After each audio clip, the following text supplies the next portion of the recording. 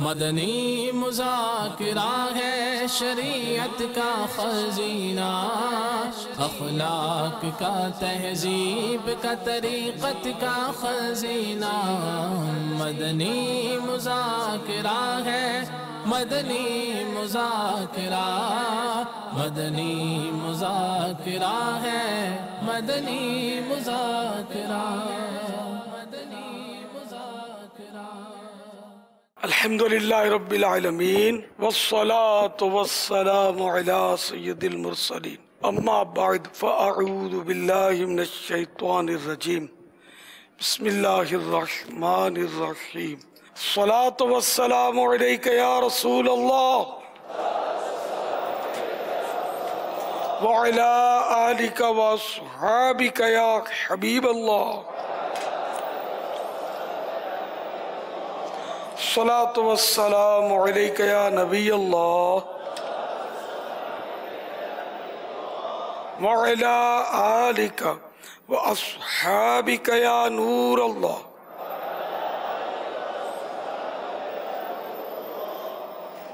رسالہ ضیاء درود السلام پیج نمبر 4، فرمان مصطفیٰ صلی اللہ تعالی علیہ وآلہ وسلم نمبر 12۔ تم جہاں بھی ہو مجھ پر درود پڑھو کہ تمہارا درود مجھ تک پہنچتا ہے۔ صلو علی الحبیب صلی اللہ تعالی علی محمد۔ کہا جاتا ہے کہ ایک بادشاہ تھا جس کے بہت سارے نوکر چاکر بھی تھے۔ اس کی چیزوں کا خیال رکھنے والے بادشاہ نے ہمیشہ کی طرح ایک بار جب جوتے میں پاؤں ڈالا تو اندر بچھو موجود تھا جس نے ڈس لیا۔ بادشاہ درد سے بے قرار ہو گیا۔ امیر اہل سنت یہ ارشاد فرمائے کہ جوتا پہننے سے پہلے کیا احتیاط کرنی چاہیے، یہ بھی ارشاد فرما دے اگر جوتا رات بھر الٹا پڑا رہنے دیا تو اس میں کچھ وبال ہے۔ جوتا پہننے سے پہلے اس کو دیکھ لینا چاہیے، جھاڑ لینا چاہیے۔ بند جوتے جو ہوتے ہیں نا، ان میں کبھی کاکروچ گھس سکتا ہے، کبھی کیڑا گھس سکتا ہے، مکوڑا، کنکری، کانچ، کوئی بھی چیز اندر کسی طرح بھی داخل ہو کر پاؤں کو زخمی کر سکتی ہے۔ بچھو بھی چھپ سکتا ہے، کوئی سی کچی جگہ ہوں جہاں بچھو ہوں، تو اس لیے وہ اچھی طرح اس کو یوں جھاڑ لیں گے نا تو یہ جو اگر کوئی چیز ہوئی، دھول کچرا ہوا، سب نکل سکتا ہے۔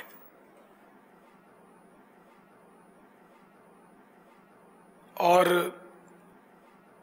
اوندھا جوتا جب دیکھیں الٹا تو اس کو سیدھا نہ کرنا جو ہے نا، اس کے بارے میں فیضان سنت جلد اول میں تنگ دستی کے اسباب لکھے ہیں، اس میں یہ بھی لکھا ہے کہ اگر رات بھر جوتا اوندھا پڑا رہا، اوندھا مانے الٹا، تو شیطان اس پر آن کر بیٹھتا ہے، وہ اس کا تخت ہے، لہذا استعمالی جوتا جو ہے وہ الٹا پڑا ہو تو سیدھا کر دیجئے۔ اور عوام میں یہ ہے کہ الٹا جوتا پڑا ہو تو جھگڑے ہوتے ہیں، خدا جانے یہ پڑھا نہیں گئی، عوام بولتے ہیں۔ واللہ تعالی اعلم ورسولہ اعلم، عز وجل وصلی اللہ تعالی علیہ وآلہ وسلم۔ صلو علی الحبیب صلی اللہ تعالی علیہ۔ مزمل عرض کر رہا ہوں سرجانی ٹاؤن سے۔ میرا یہ سوال ہے کہ دوستانہ ماحول میں تو تڑاک ہوتا ہے، آپ نے مدنی نامت نمبر 7 میں آپ جناب کی بات کی ہے، بڑے سے تو کر لیں گے مگر دوستوں سے کیسے کریں؟ ایک دن کا بچہ ہو نا، اس کو بھی اگر آپ بولیں گے نا، یعنی ایسا بچہ جو شعور رکھتا ہے، آپ بولیں گے تو آپ سنیں گے، تو بولیں گے تو وہ بچہ بھی تو ہی بولتا ہے، بچے کو آپ بولنا نہیں آتا۔ تو اس لیے دوستوں سے بھی اتنے فری نہ ہو نا کہ وہ پگڑی اچھال دے آپ کی۔ سب کے ساتھ ایسا سلوک رکھا جائے نارمل کہ اپنا وقار برقرار رہے، ایسے فری نہ ہو جائے کہ اپنی اس کے سامنے کوئی ویلیو ہی نہ رہے۔ تو اس لیے دوستوں میں آپ جناب سے بات کی جا سکتی ہے اور کرنے والے کرتے ہیں، سب تو تکار والے نہیں ہوتے. اس طرح آپ جناب سے بات کرنے میں ماحول خوشگوار بنتا ہے. واللہ تعالی اعلم ورسولہ اعلم عز وجل وصلی اللہ تعالی علیہ وآلہ وسلم.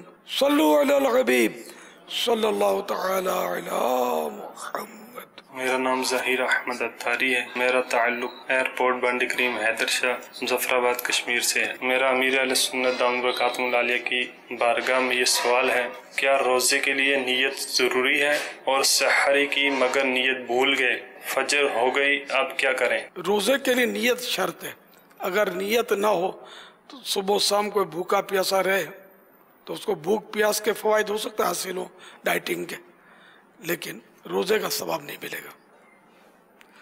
سحری یہ خود نیت ہے، لیکن اتنا ذہن میں ہوتا ہے جیسے عام دنوں میں تو سحری کے وقت بندہ کھاتا نہیں ہے، یہ رمضان ہی میں کھاتا ہے. تو سحری جب کرتا ہے تو یہ پتہ ہوتا ہے کہ میں نے کل روزہ رکھنا ہے. اب وہ زبان سے کہنا شرط نہیں کہ میں کل کا روزہ رکھوں گا، بس ذہن میں ہو. یہ تو ایک بار نیت ہو گئی نا، غروب آفتاب کے بعد سے ایک بار بھی یہ نیت کر لی کہ میں کل کا روزہ رکھوں گا اور وہ نیت تبدیل نہیں کی تو وہی نیت کافی ہے. بہتر تو یہی کہ مغرب کے بعد روزانہ بندہ کل کی نیت کر لے فرض روزے کی، تو آسانی ہو جائے گی اس میں انشاءاللہ. اب اگر واقعی کوئی سحری کے وقت بھی اس کو یہ روزے کا تصور نہیں تھا، ویسے وہ سمجھا کہ میں ناشتہ کر رہا ہوں یا ریفریشمنٹ لے رہا ہوں اور روزے کی نیت واقعی کسی نے نہیں کی، تو اب صبح صادق کے بعد بھی فرض روزے کی نیت ہو سکتی ہے. زحوہ کبریٰ سے پہلے تک یہ نیت کرے کہ میں صبح سے روزے سے ہوں، جبکہ جان بوجھ کر کچھ کھایا پیا نہ ہو. یعنی روزہ توڑنے والا کوئی عمل جان بوجھ کر نہیں کیا تو صبح صادق سے لے کر زحوہ کبریٰ کے درمیان یہ نیت ہو سکتی ہے، لیکن نیت یہ کرنی ہوگی کہ میں صبح صادق سے روزے سے ہوں. زحوہ کبریٰ سورج جب عین سر کی سیدھ میں آتا ہے تو یہ بالکل اینڈ ہے یہ زحوہ کبریٰ کا. اب جیسے ہی ڈھلے گا نا زور کا وقت شروع ہو جائے گا، یعنی وہ سر سے تھوڑا بھی اس طرف ہٹے گا غروب کی طرف تو اب یہ ہو گیا ظہر کا وقت شروع. اس کو زوال آفتاب بولتے ہیں. زحوہ کبریٰ کے لیے کیا کیلنڈر وغیرہ سے وقت دیکھ لیں جو اس میں دیا ہوتا ہے شروع کا اور آخر کا، اس میں آسانی ہو ہمارے لیے؟ ظاہر ہے کہ ہر ایک تو اس کا طریقہ تو نہیں جانتا نا کہ سر پر سورج آیا پتہ چلے اس کو. تو کیلنڈر ماشاءاللہ مکتبۃ المدینہ نے بھی چھاپے ہیں مختلف شہروں کے، اور کتاب بھی چھاپی ہے اس کی. پھر وہ 27 لاکھ کے آس پاس اوقات نماز وغیرہ زحوہ کبریٰ اور سب دیا ہوا ہے، سحری افطاری 27 لاکھ مقام کی دنیا کے. تو وہ آپ دعوت اسلامی کی ویب سائٹ سے دیکھ سکتے ہیں. اور روز کا روز بدلتا ہے زحوہ کبریٰ کا وقت. عوام سمجھتے ہیں کہ 12 بجے سر پہ سورج آتا ہے اور 12 بجے تہجد کا وقت شروع ہوتا ہے. یہ عوامی رومر ہیں، اس کا اعتبار نہیں ہے. 12 بجے سے نہ 12 بجے، ہاں کبھی 12 بجے وقت آ گیا وہ الگ بات ہے، لیکن ہر روز 12 بجے نہیں ہوتا، نہ ہر روز 12 بجے تہجد کا وقت. تہجد وقت کے لیے تو گھڑی کے وقت کی شرط ہی نہیں ہے. عشاء کی نماز کے بعد سویا، چاہے 1 سیکنڈ کے لیے سویا، آنکھ کھل گئی، اب صبح صادق سے پہلے آنکھ کھل گئی ہے تو یہ اس کا تہجد کا وقت ہے. اب جیسے کہ آج کل جماعت ہے 9 بجے نماز پڑھ کے جماعت سے پڑھی، مثال کے طور پہ 9:15 بجے آنکھ لگ گئی اس کی، اور 9:15 پر آنکھ لگی، 9:16 پر آنکھ کھل گئی، تو اب 9:16 پر اس کے لیے تہجد کا وقت شروع ہو گیا. واللہ تعالی اعلم ورسولہ اعلم عز وجل وصلی اللہ تعالی علیہ وآلہ وسلم. صلو علی الحبیب صلی اللہ تعالی علی محمد. دعوت اسلامی کے شعبہ IT کی طرف سے جو موبائل اپلیکیشن جو نماز کے اوقات کی ہے، یہ پلے سٹور پر جا کر آپ اس کو دیکھیں، جہاں دعوت اسلامی کی اپلیکیشنز ہوتی ہیں اسے ڈاؤن لوڈ کریں. میں اگر موبائل کا نہ ہو تو شاید ہزاروں لاکھوں عاشقان رسول نے اپنے موبائل فون میں یہ اپلیکیشن رکھی ہوگی، اس کو لیں، یہ شہر میں بھی اور سفر میں بھی یہ اپلیکیشن بہت کام آتی ہے۔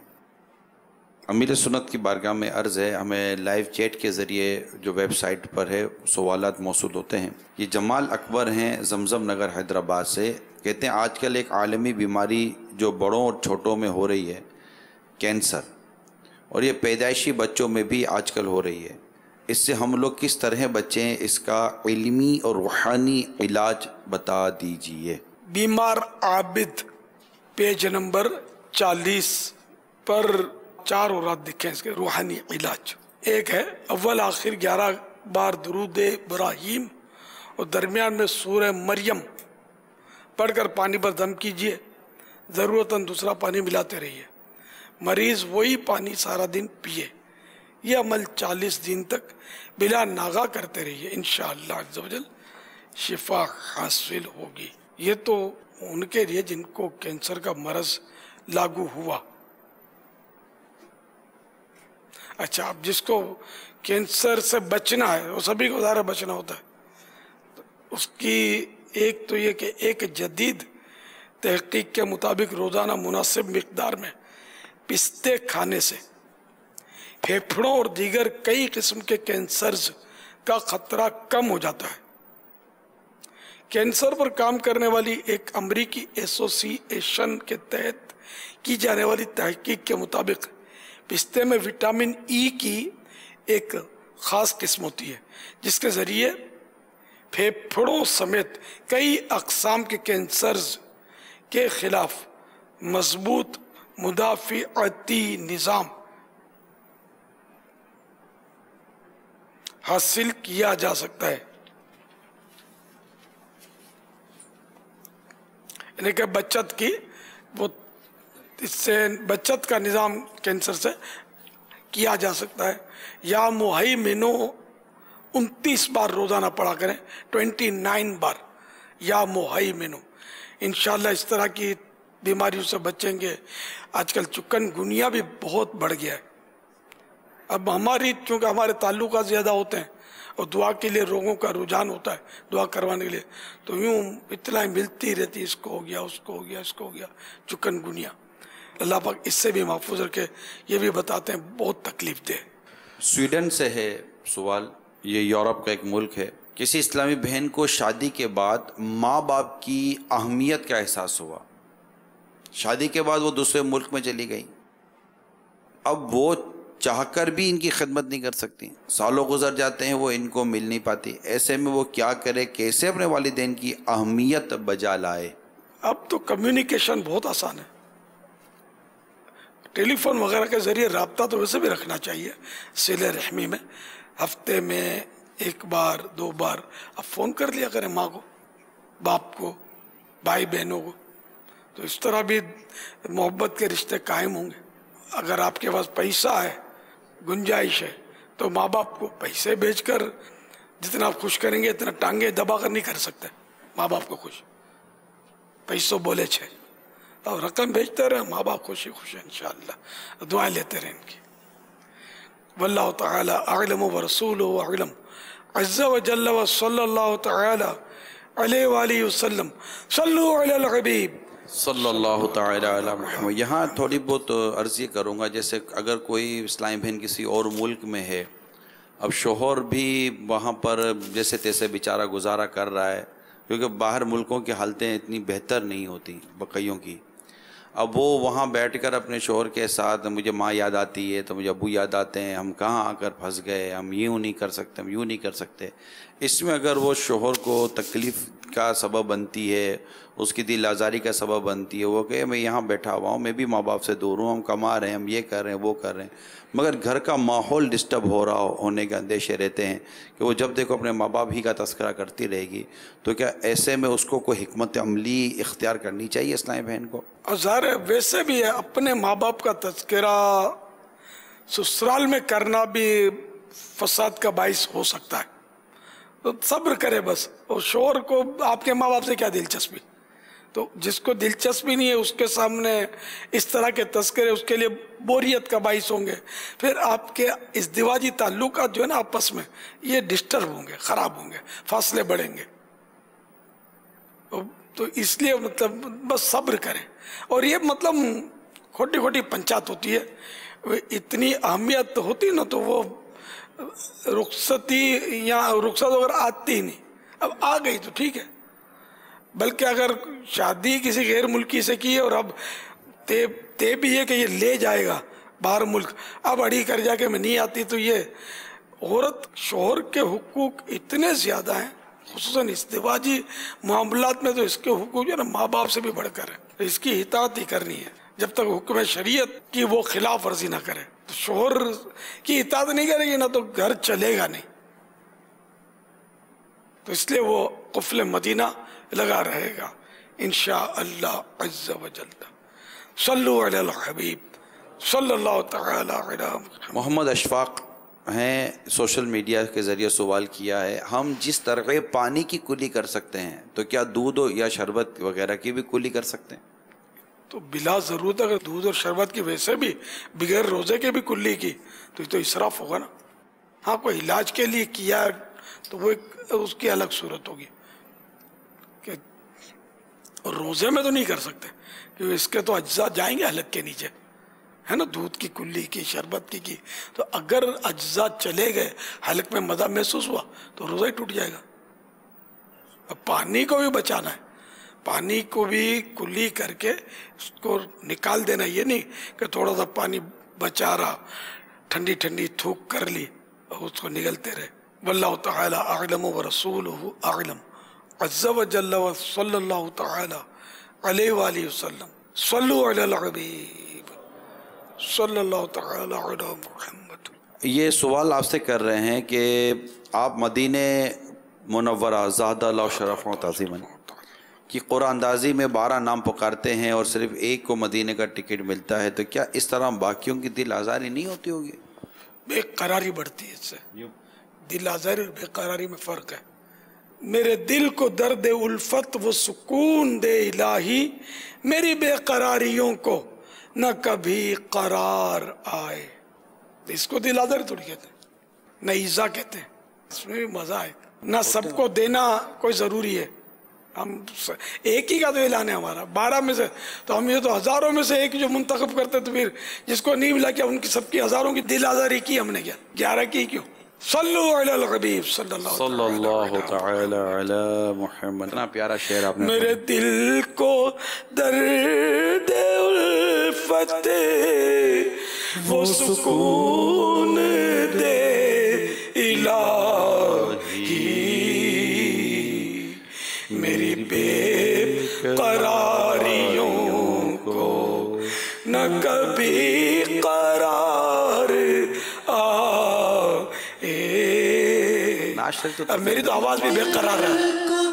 درد الفت وہ سکون دے الہی, میری بے قراریوں کو, میری بے قراریوں کو نہ کبھی قرار آئے. کاش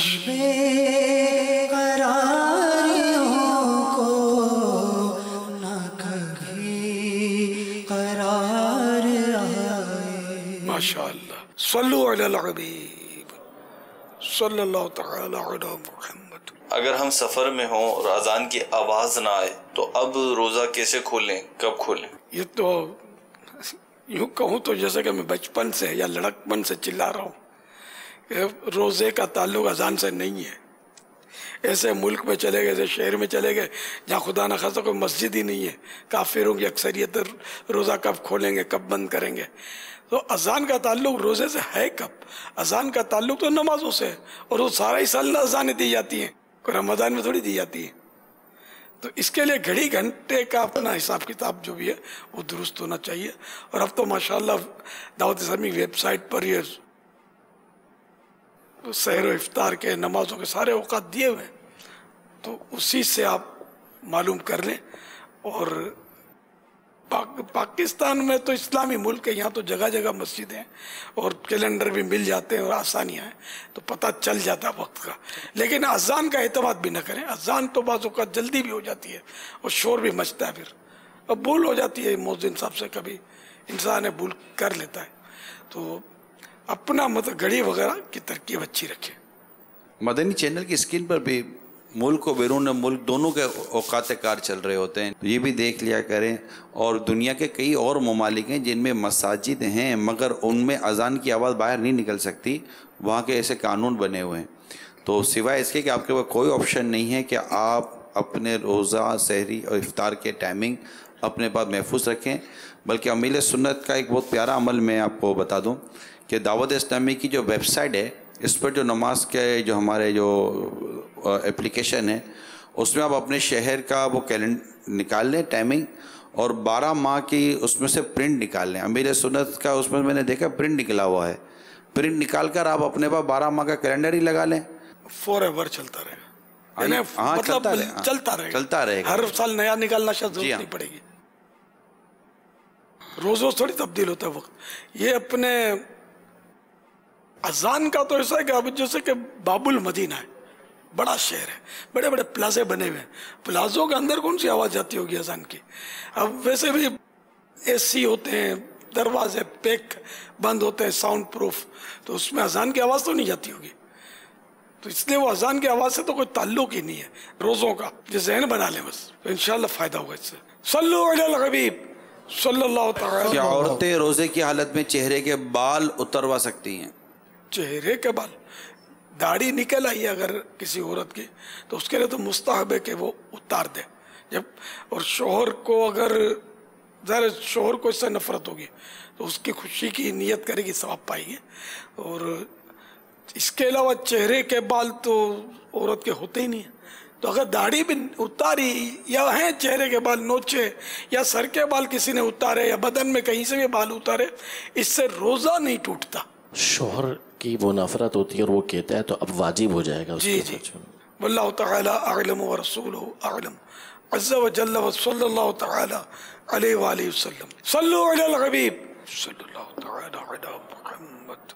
ये खलील भाई हैं लाला मूसा से, कहते हैं अगर ऑपरेशन का ज़ख़म ना भरा हो, ज़ख़म गहरा हो, तो क्या नमाज और रोज़े की अदायगी करनी होगी? रोज़े में अलबत्ता ये कि क़ज़ा की सूरत बनती है, और नमाज तो ज़ख्मी आदमी पढ़ सकता है। तो रोज़े में वही है कि अगर जान चली जाएगी ये ख़तरा है रोज़ा रखेगा तो, या मरज़ बढ़ जाएगा या देर में अच्छा होगा, तो ये सूरतें हैं अपने तजर्बे से जानता है, या कोई तबीब हाज़िक यानी कि स्पेशलिस्ट माहिर तबीब जो शरीयत का पाबंद हो, शरीयत में जानता हो, जो बात पे जो रोज़े का बोल देते हैं मत रखो, इस्लाम में कोई सख्ती नहीं है, इस तरह की जो बातें करते हैं ना, वो शरीयत को नहीं जानते होते, वो खुद बेचारे नहीं जानते होते कि शरीयत क्या है। तो कोई दीनदार डॉक्टर कह देगा ना तो उसकी बात मानी जाइए। और अब ये कि रोज़ा क़ज़ा कर ले, यानी ऐसा ज़ख्म है तो, वरना हर ज़ख्म में ऐसा नहीं होता कि रोज़े में कोई तकलीफ हो जाए उसको। वल्लाहु तआला अअलम व रसूलुहु अअलम, अज़्ज़ा व जल्ल व सल्लल्लाहु तआला अलैहि व आलिहि वसल्लम। सल्लु अलल हबीब सल्लल्लाहु तआला अला मुहम्मद। देखा जाता है कि तरावी का ज़ौक़ आम तौर पर नहीं होता, तरावी अगर ना पढ़ी तो कोई हर्ज तो नहीं? हर्ज तो है।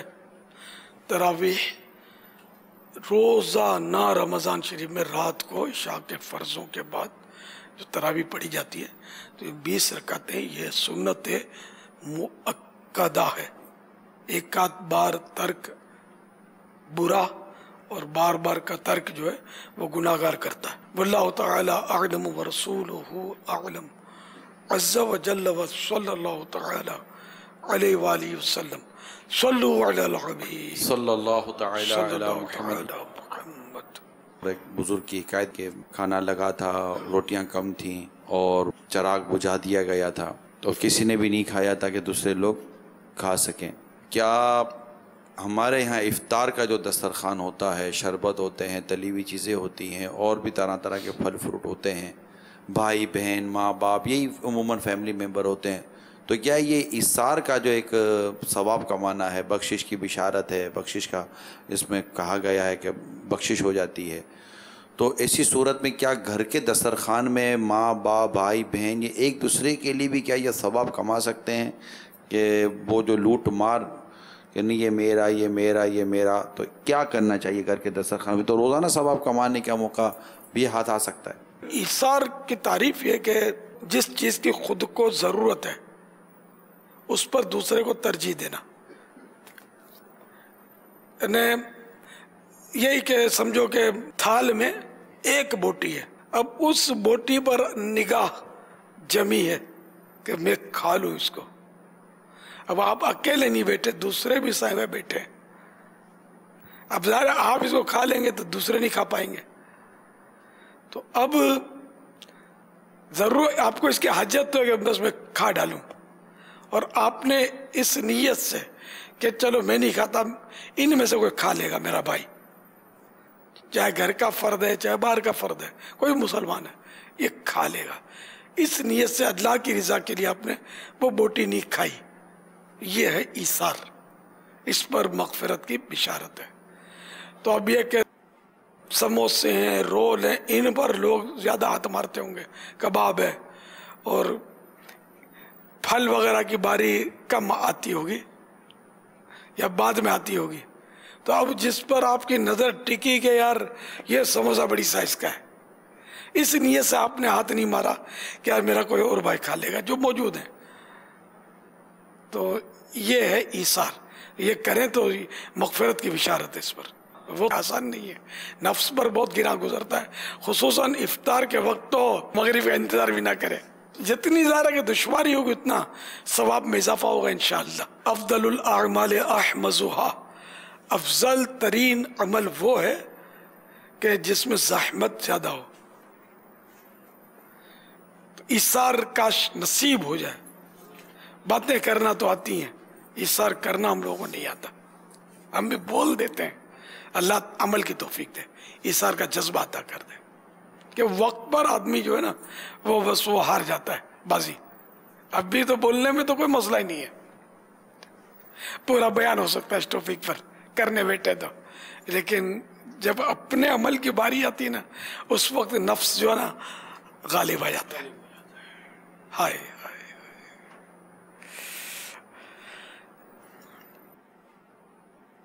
سرور دین لیجے اپنے ناتوانوں کی خبر.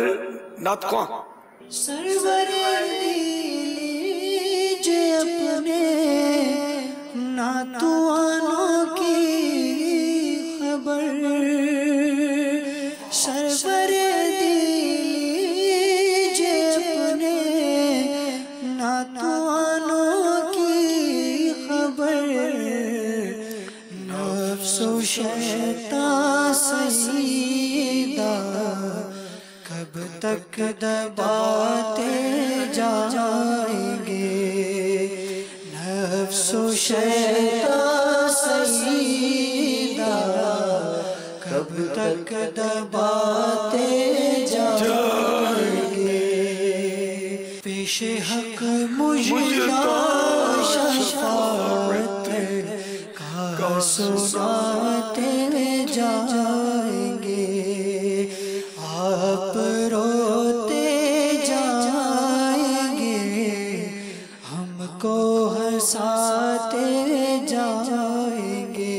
وسعت دی ہیں خدا نے وسعت دی ہے خدا نے دامن محبوب کو،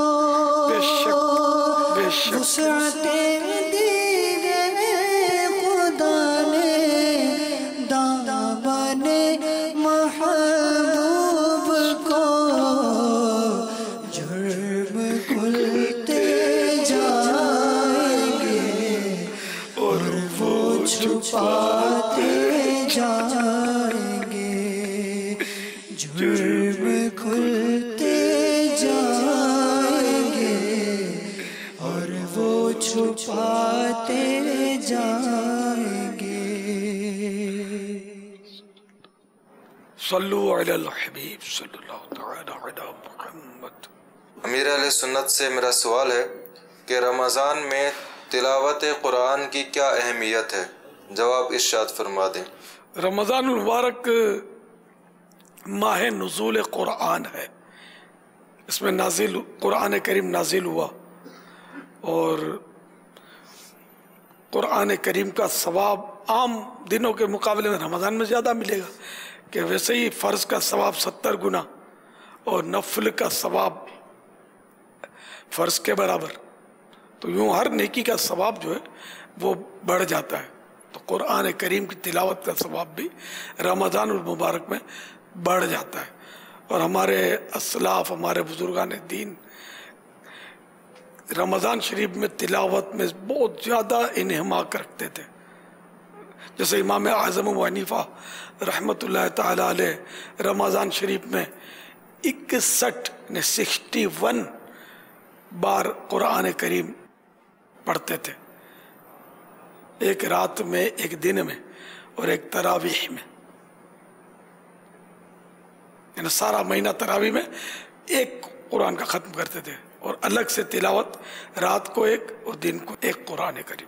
रमज़ान में हुज़ूर अलैहिस्सलाम और जिब्रील अमीन अलैहिस्सलाम भी कुरान पाक का दूर किया करते थे। सल्लु अलल हबीब सल्लल्लाहु तआला अला मुहम्मद। हाफिज़ महमूद हैं, कहते हैं क्या जमज़म शरीफ का पानी एक सांस में पीना ज़रूरी है?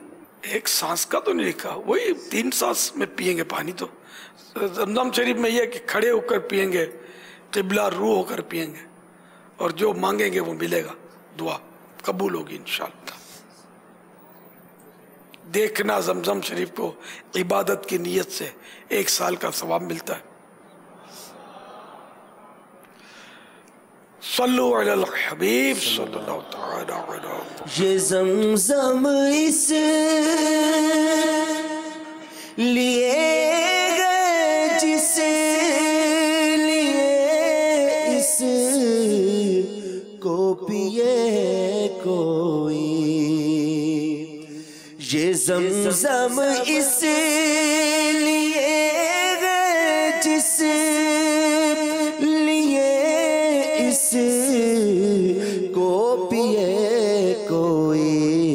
इसी ज़मज़म में जन्नत है, इसी ज़मज़म में कौसर है, इसी ज़मज़म में जन्नत है, इसी ज़मज़म में कौसर है। सल्लु अलल हबीब सल्लल्लाहु तआला अलैहि वसल्लम। अगर रमज़ान मुबारक का रोज़ा रखा हो और होंठ खुश्क होने की वजह से ख़राब होते हों तो क्या होंठों पर इन्होंने लिपस्टिक लिखा है कि पूछने वाले इस्लामी भाई लगते हैं, तो चिप स्टिक लगा सकते हैं? होंठ खराब कैसे होते हैं? इनको लगता होगा बाबा। तो आपको लगता होगा, तो जब सबको नहीं लगता तो आपको भी ना लगना चाहिए। यूं ज़हन बना लें, होंठ खराब नहीं होते, इससे होंठ अच्छे हो जाते हैं। रोज़े की बरकत तो बरकत है, रोज़ेदार के मुंह की बू अल्लाह ताला के नज़दीक मुश्क की खुशबू से भी बढ़कर है। लगा तो सकते हैं जबकि उसकी कोई ज़र्रात वगैरह मुंह के अंदर जाते ना हो कि हलक के अंदर उतर जाए। अगर इस एहतियात से लगाता है तो, और फिर इसके बाद ज़बान वगैरह भी फिरे ना कि कहीं इसके ज़र्रात वगैरह चले ना जाए होंठ के हलक के अंदर, जायका ना उतर जाए हलक के अंदर उसका। और रिस्क है, नो रिस्क नो गेन है ना, होंठ अच्छे लगने चाहिए। ये रिस्क ना लें, ऐसे मामलात इसका नहीं लिखा है, ऐसे मामलात मुतलकन में से देखें ना तो कराहत में आते हैं ऐसी हरकतें कि जिससे मतलब ये रोज़े में, जैसे कि कुल्ली मुबालगा इसको मकरूह लिखा है कि हल्क के नीचे उतरने का अंदेशा है, उतर ही गया तो रोज़ा ही टूट गया जबकि रोज़ा याद था। तो इसीलिए इससे भी अगरचे इसका सराहतन लिखा नहीं है, बचना चाहिए इससे। ऐसी कोई भी हरकत ना करे कि जिससे रोज़ा टूटने के खतरात पैदा हो जाए। ये लुकमान साहब हैं, कहते हैं नमाज के आखिर में सलाम का सुन्नत तरीका क्या है? बाज़ लोग दोनों तरफ सलाम करते हुए बीच में रुक जाते हैं। मदनी बोल इरशाद फरमाएं। سنت کے لفظی معنی ہے طریقہ. تو یہ سوال یوں بنے گا کہ سلام پھیرنے کی سنت کیا ہے. یہ آپ کے فائدے کے لیے مدنی پھول ہے. عام طور پہ یہی بولتے سنت طریقہ. جیسے آب زمزم کا پانی اب ہم بولتے ہیں تو آب زمزم مانے زمزم کا پانی. لفظ پانی زائد ہے. اچھا خیر، تو سنت کے مطابق تو سلام کوئی پھیرتا ہوگا، یعنی کہ اس طرح پھیرتے ہیں سلام یوں، السلام علیکم ورحمۃ اللہ السلام. نہیں، یوں دیکھتے ہیں. تو کیا کریں؟ کہاں دیکھیں؟ تو آپ جو کندھا یہاں دیکھیں. اگر ڈاکٹر بولے گا نا گردن میں درد ہے اچھا تو اتنا پھراؤ گے جتنا تم پھرا سکتے ہو تو یہ پھرائیں گے.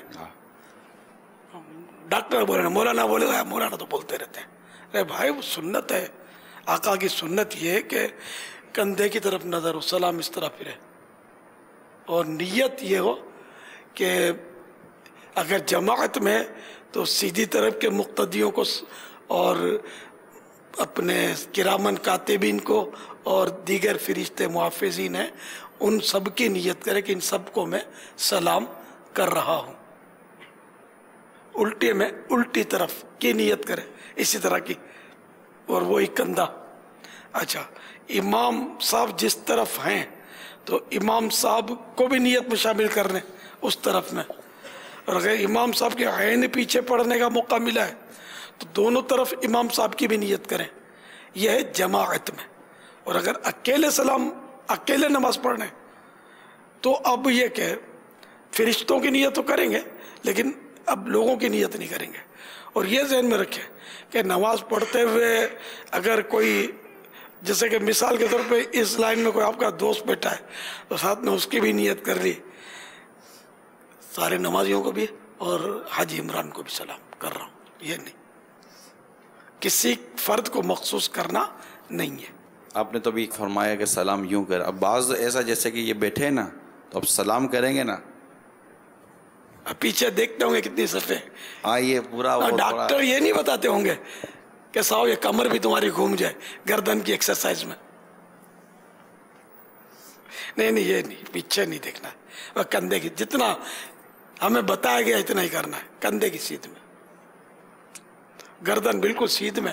یہ بہت تھوڑے کرتے ہوں گے اس طرح، بلکہ اب جن کی عادت نہیں ہوگی نا یہ کریں گے دکھے گی شاید گردن اس کی، یا چر کر کے آواز آئے گی تو ٹوٹے گی نہیں، گھبرائے نہیں. اب مسلس جو بعض اوقات جب یہ عادی ہو جاتا ہے نا آدمی کسی چیز کے نہ ہلانے کا، تو جیسے گردن یوں ہلائے گا نا، اگر عادی نہیں ہے نا تو چر چر کی آواز ہوگی. گردنیں ہلاتے رہنا چاہیے. ایک طرف رکھنے سے بعض اوقات درد ہو جاتا ہے، آگے چل گئے. یا سونے میں کبھی گردن رہ جاتی ہے تو اس میں بھی اگر یہ یوں ہلائیں گے، اس کا طریقہ میں کیا آپ کو یہاں بیٹھے بیٹھے سکھاؤں سکرین پہ، پھر اس کا وہ کلپ بن کے آ جائے گا. مذاق اڑانے والے مذاق اڑائیں گے. حالانکہ یہ ثواب کا کام ہے بتانا کہ خیر الناس من ینفع الناس، کہ تم میں بہتر وہ جو لوگوں کو نفع پہنچائے. تو یہ نفع پہنچانے کی نیت سے اس طرح کی باتیں بتانے میں ثواب ہے. صلو علی الحبیب صلی اللہ تعالی علیہ وسلم. امیر اہل سنت کی بارگاہ میں عرض ہے، اگر کوئی وضو کر رہا ہو اور دوسری طرف جماعت قائم ہو جائے اور یہ خدشہ نظر آنے لگے کہ اگر میں جلدی نہ گیا تو میری رکعت فوت ہو جائے گی، تو کیا اس صورت میں ہر اس کو 3 دفعہ دھویا جائے یا اختصار کیا جائے؟ جماعت میں مشغول ہونا، با جماعت نماز تو جماعت میں مشغول ہونا کہ اس کی کوئی رکعت فوت نہ ہو، وضو میں 3 بار اعضاء دھونے سے بہتر ہے. اور 3 بار اعضاء دھونا تکبیر اولا پانے سے بہتر. یعنی اگر وضو میں 3 بار اعضاء دھوتا تو رکعت جاتی رہے گی، تو افضل یہ کہ 3 بار نہ دھوئے اور رکعت نہ جانے دے. اور اگر جانتا ہے کہ رکعت تو مل جائے گی مگر تکبیر اولا نہ ملے گی تو 3 بار دھوئے. اب اس کا دیکھو یہ نہیں کہ مطلب آپ لوگ آئیں لیٹ، بعض لوگ تو شروع ہی لیٹ کرتے ہیں وضو، اس کی عادت بنا لینا یہ تو ذرا اچھی بات تو نہیں ہے. 3 بار اعضاء دھونا یہ سنت المؤکدہ ہے. لیکن رکعت کی اہمیت کے لیے وہ رعایت دی گئی ہے، تو عادت نہ بنائیے گا اس کی. صلو علی الحبیب صلی اللہ تعالی علی محمد واللہ تعالی اعلم ورسولہ اعلم عز وجل وصلی اللہ تعالی علیہ وآلہ وسلم. صلو علی الحبیب صلی اللہ تعالی علی محمد. مدنی مذاکرہ ہے شریعت کا خزینہ، اخلاق کا تہذیب کا طریقت کا خزینہ. مدنی مذاکرہ ہے، مدنی مذاکرہ، مدنی مذاکرہ ہے، مدنی مذاکرہ.